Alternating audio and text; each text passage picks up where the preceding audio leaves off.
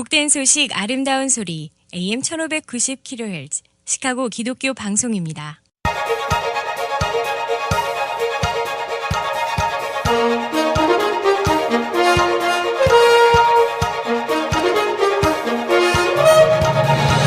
김정일 해설위원의 시사 해설. 세상을 넓게 봅니다. 삶의 지평이 넓어집니다.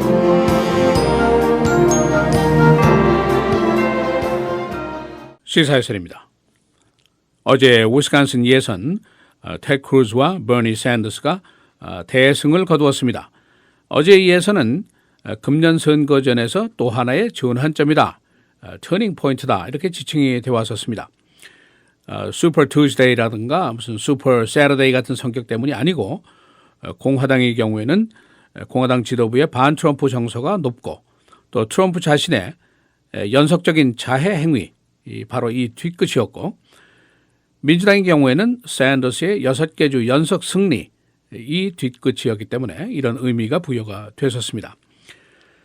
그래서 오늘은 어제 위스콘신 예선에 대한 결과 분석, 또 의미의 분석, 또 앞으로 남은 예선의 전망, 11월 본선의 전망, 이런 이야기들을 종합해 보겠습니다. 어제 예선 결과입니다. 크루즈가 48%, 트럼프가 35%, 꽤 큰 차이입니다. 또 민주당의 경우에는 샌더스가 56%, 클린턴이 43%, 역시 큰 차이의 승부였습니다. 어제 위스콘신 예선전은 크루즈 그리고 샌더스에게는 must win, 그런 예선이었습니다. 반드시 이겨야만 한다, 그런 예선인데, 만일 여기서 지게 되면은 프론러너들에게 굴복하는 그런 상황이 됐기 때문입니다.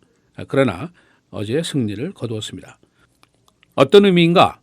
공화당의 경우에는 7월 클리블랜드 컨벤션으로 간다, 그런 의미입니다. 지금까지 전당대회에서 승부를 겨룬다 하는 사실에 대해서 possible, 그랬는데 이제는 probable, 그러니까 가능성에서 필시적으로 변했다, 이제 그런 분석입니다. 민주당의 경우에는 예선이 아직 끝나지 않았다라고 강하게 주장을 하는 그런 예선의 성격이었습니다. Not over yet, 끝나지 않았다는 거죠. 그러나 이제 예선전은 뉴욕으로 가게 되고 북동부 지역으로 향하게 됩니다.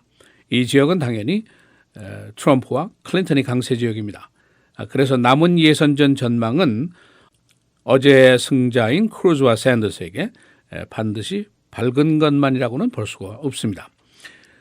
어제 공화당 예선전 분석입니다. 크루즈 어제도 그의 표받친 강경 보수그룹 그리고 기독교 보수그룹의 표를 대고 득표를 했습니다. 그래서 어제 예선 이후에 하루 만에 $200만 선거 기금 모금을 하는 등 기여금을 토했습니다. 어제 예선에 영향을 끼친 것은 공화당 지도부의 반 트럼프 운동이 크게 영향을 끼쳤습니다. 그리고 위스콘신 내에 있는 언론인들 그리고 정치인들의 반 트럼프 운동이 강하게 영향을 받은 것으로 그렇게 분석이 됐습니다. 또 한 가지, 상대적으로 트럼프의 자해 행위에 가까운 지난 2주간의 실언들, 이것이 크게 부정적으로 작용을 한 것으로 분석이 됐습니다. 예를 들면 크루즈 와이프에 대한 사진을 트윗했다든가, 선거 매니저의 여기자 폭행을 감쌌다든가, 낙태에 여성이 처벌을 받아야 한다는 발언을 했다든가, 그런 이야기들입니다. 그래서 위스콘신 내에 강력한 보수주의계 라디오 토크쇼 5명의 앵커들이 있는데, 이 라디오 토크쇼에게 아주 트럼프가 강타를 맞았다, 이제 그런 분석이 나와 있습니다. 또 한 가지는 위스콘신 거버너인 스캇 워커가 테드 크루즈를 지지한 것, 그리고 위스콘신 출신의 하원 의장인 폴 라이언이 반 트럼프 의중도 트럼프의 패인에 크게 작용을 한 것으로 분석이 됐습니다.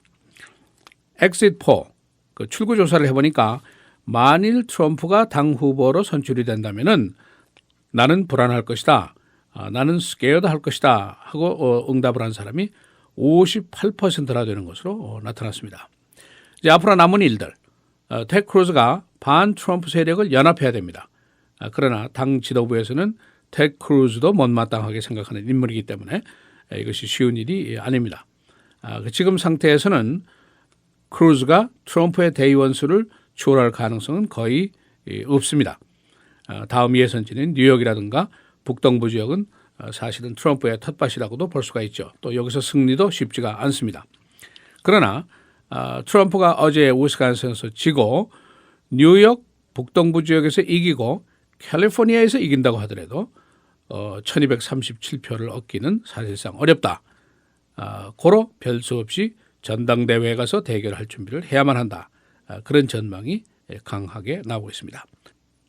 민주당 위스콘신 예선전 어제 승자인 버니 샌더스 모멘텀이라는 말을 제일 절실하게 하고 있습니다. 지난 7개 주 예선에서 6개 주에서 승리를 했습니다. 그러니까 이 추진력과 이 동력을 그대로 더 강하게 밀어붙이겠다 하는 것이 이제 그에게는 절실한 과제입니다. 그러나 그에게 다가오는 뉴욕주라든가 북동부주들 사실은 그의 표밭이 아닙니다. 만일 샌더스가 클린턴을 이기려면 앞으로 남은 주 예선 모두에서 평균 56% 이상의 득표를 해야만이 가능하다. 그런 계산이 나와 있습니다. 그래서 사실상 이것은 불가능한 것이 맞습니다. 어제 위스콘신 승리 여전히 젊은 층들, 백인들, 위스콘신은 이제 백인이 한 83%나 됩니다. 그리고 어제 예선의 투표 방식이 독립표들도 투표를 할 수 있는 그런 투표제였습니다. 그래서 샌더스의 표가 크게 이점이 있었습니다. 그리고 아직 그의 개혁적인 메시지에 대한 지지 세력이 만만치가 않습니다. 3월 한 달 동안 정치 헌금 도네이션 들어온 것이 4,400만 달러나 됩니다. 클린턴은 2,900만 달러를 모금하는 데 그쳤습니다.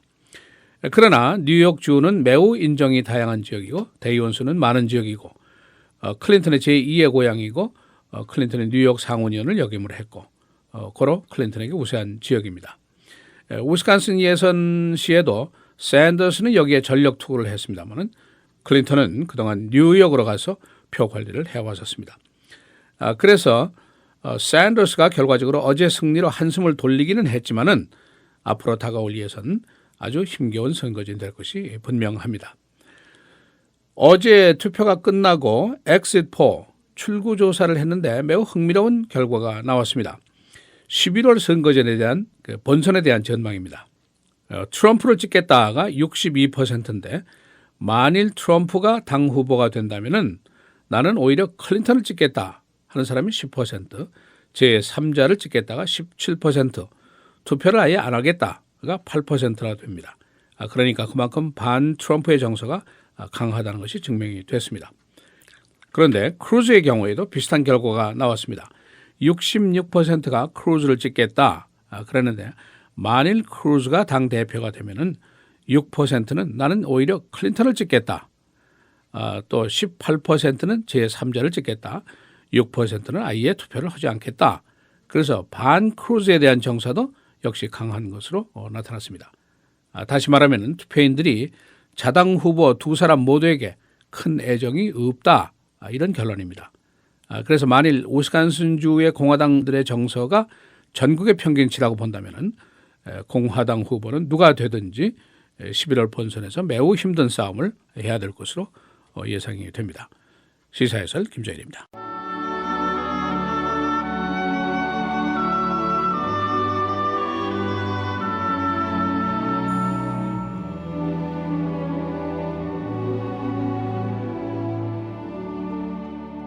무리와 제자들을 불러 이르시되 누구든지 나를 따라오려거든 자기를 부인하고 자기 십자가를 지고 나를 따를 것이니라.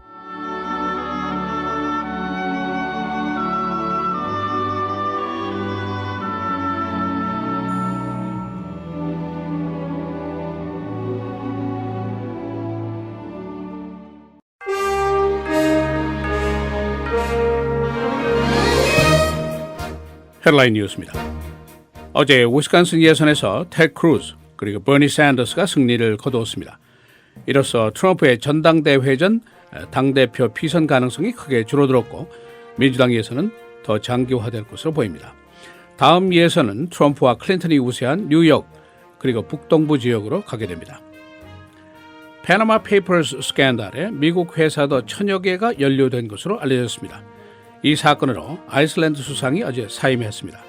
최근에 국제 언론은 비밀리에 자산을 관리한 정치인과 기업들의 명단을 폭로했습니다. 의회가 공항 등에 대한 보안 강화를 추진하고 있습니다. 상원은 TSA의 무장 강화, 공항, 트레인 스테이션에 대한 순찰 강화 등을 내용으로 하는 법안을 준비하고 있습니다. 이는 유럽 테러 이후에 준비되어 왔습니다. 샌프란시스코 시 의회는 6주간의 유급 출산 휴가안을 어제 통과시켰습니다. 앞으로 출산 시에 부부가 모두 6주간 유급 휴가를 받을 수 있습니다. 캘리포니아주는 6주간 55%의 봉급만을 지불하는 안을 그동안 가지고 있어 왔습니다. 한국은 북한이 중거리 핵미사일을 보유하고 있는 것으로 파악하고 있습니다. 이는 1톤짜리 핵폭탄의 1240마일 사정거리를 의미합니다. 이것이 사실일 경우에 한국과 일본 내에 있는 미군 기지가 모두 사정거리 내에 들어가게 됩니다. 작년 1년 동안 세계의 사형 집행 건수가 1634건, 1년 전보다 50%나 상승했습니다. 이 집행의 90%는 이란, 파키스탄 그리고 사우디 내에서 실시된 것입니다. 쿡카운티는 구 쿡카운티 하스피털 건물의 재개발안을 오늘 발표합니다. 현재 비어있는 이 건물 내에 호텔과 아파트먼트, 쇼핑몰들을 개발하는 안입니다. 이 빌딩은 102년 된 빌딩입니다. 오헤어 공항이 세계에서 네 번째로 바쁜 공항이 됐습니다. 2015년도 통과 승객 수는 7,600만 명. 1위는 아틀란타 공항 승객 1억 명, 2위는 베이징 공항 8,900만 명, 3위는 두바이 공항 7,800만 명입니다. 어제 시카고 시내에서 총격 사건이 일어나서 2명이 숨지고 6명이 부상을 입었습니다. 에반스턴에 사는 10대가 라저스 파크에서 총에 맞아서 숨졌습니다. 날씨, 오늘 내일 계속해서 흐리고 비가 내리겠습니다. 오늘 최고는 55도, 내일은 44도입니다. 금요일 흐리고 눈 47도, 토요일 맑고 흐리고 37도, 주일 다시 흐리고 비 47도입니다.